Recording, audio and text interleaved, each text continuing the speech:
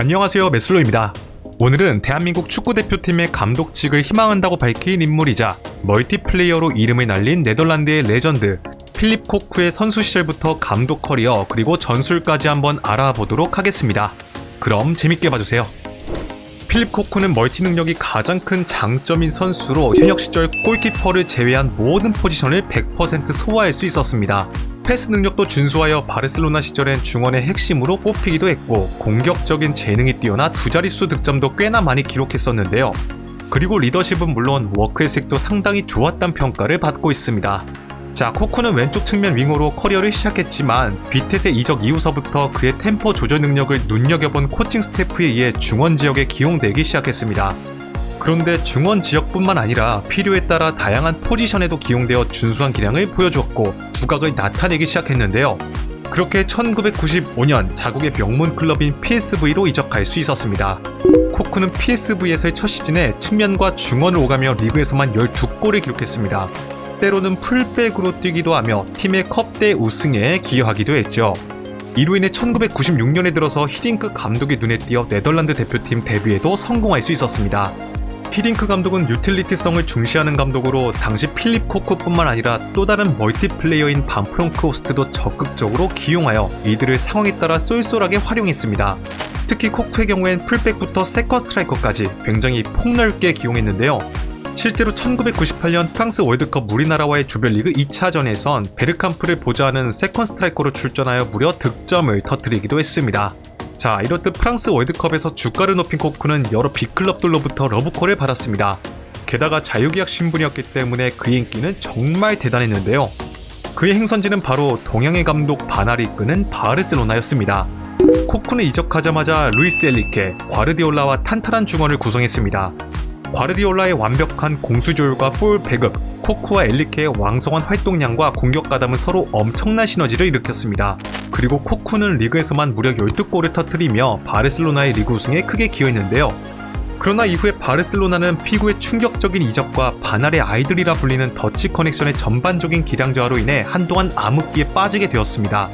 그렇게 본격적으로 바날의 아이들과 라마시아 출신 유망주들 간의 세대 교체가 진행되었는데요. 하지만 코쿠의 입지엔 전혀 변화가 없었습니다. 그는 과르디올라가 떠난 후 한동안 그의 역할을 대신했으며 파트너로 기용되기 시작한 유망주 사비와 티아고 모타가 중원에 안정적으로 정착할 수 있도록 이들을 잘 이끌었습니다. 또한 센터백으로도 경기에 나서는 등 팀의 굳은 일을 도맡아 하며 오랜 기간 팀의 암흑기를 버텨내 주었죠. 결과적으로 코쿠는 2004년 바르셀로나를 떠나기 전까지 6년 동안 전체 291경기에 출전하여 31골을 기록, 트로피는 단 2개밖에 들어올리진 못했지만 2012년에 메시가 경신하기 전까지 클럽 외국인 최다 출장 기록이라는 영광스러운 타이틀을 보유하고 있었습니다.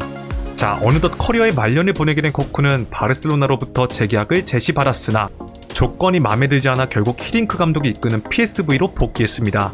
그리고 이때 박지성, 이영표 선수와 인연을 맺게 되죠. 코쿠의 합류로 강한 중원을 갖게 된 PSV는 히딩크 감독의 지도 속에서 끈끈한 조직력을 보이며 리그 우승과 챔피언스리그 4강이란 호성적을 거둘 수 있었습니다. 이후에도 그는 주장으로 선임된 것은 물론 노장의 나이임에도 불구하고 꾸준히 중용받으며 철광왕의 면모를 보여주었는데요. 이렇듯 건재함을 과시한 덕에 코쿠는 마지막 월드컵인 2006년 독일 월드컵에서도 핵심 미드필더로 기용될 수 있었습니다. 그는 이 대회를 끝으로 대표팀을 은퇴할 것이라 밝혔는데요.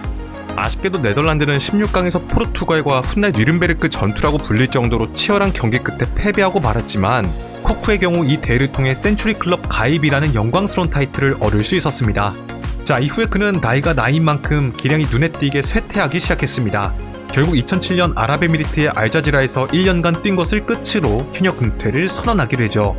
여담으로 코쿠가 PSV와의 계약 만료가 다가오고 있는 상황에서 히딩크 감독은 리더십이 뛰어난 그를 떠나보내기가 너무 아쉬워 클럽의 기술진으로 두려는 계획을 세웠었다고 합니다.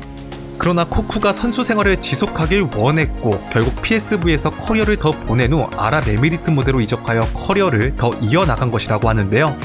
자, 그는 은퇴 후 네덜란드 대표팀을 이끄는 판마르바이크 감독의 사단에 합류하여 지도자 생활을 시작했습니다.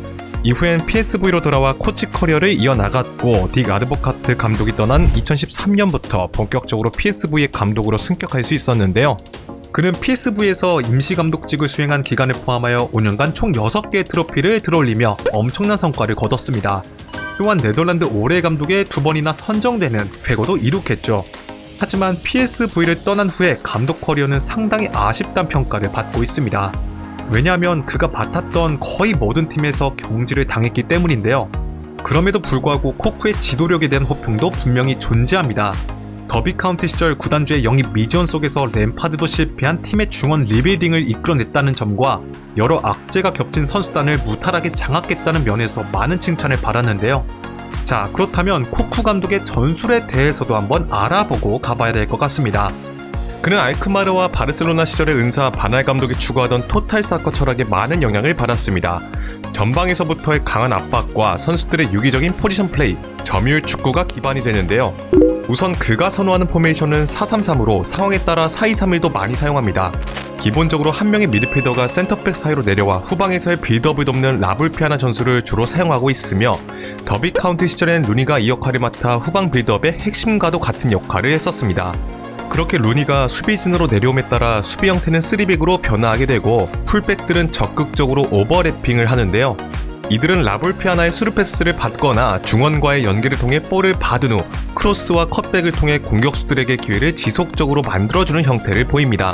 공격수들의 경우엔 풀백들이 볼을 운반한 사이 측면으로 움직이기보단 안쪽으로 좁혀 들어와 상대 수비수들과의 수적 우위를 통해 좀 더 많은 기회를 노릴 수 있게끔 하는데요. 이들은 중앙 지역에서 직접 헤더나 세컨볼 혹은 선수 간 포지션 플레이를 통해 득점을 만들어냅니다. 이러한 루트가 더비 시절 코쿠 감독의 전술의 주 공격 루트였다고 할 수 있겠습니다.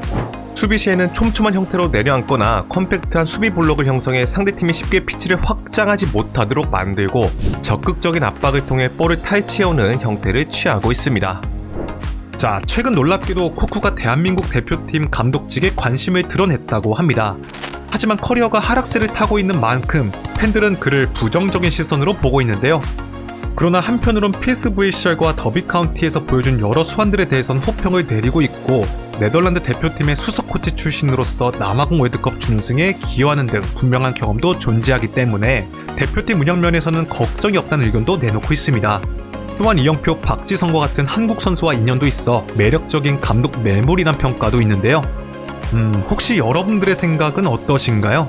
댓글로 의견을 남겨주시면 감사드리겠습니다. 자, 오늘의 영상은 여기까지입니다. 재밌게 보셨다면 좋아요와 구독을 부탁드리며 다음에는 더 재밌는 컨텐츠로 찾아뵙도록 하겠습니다. 감사합니다.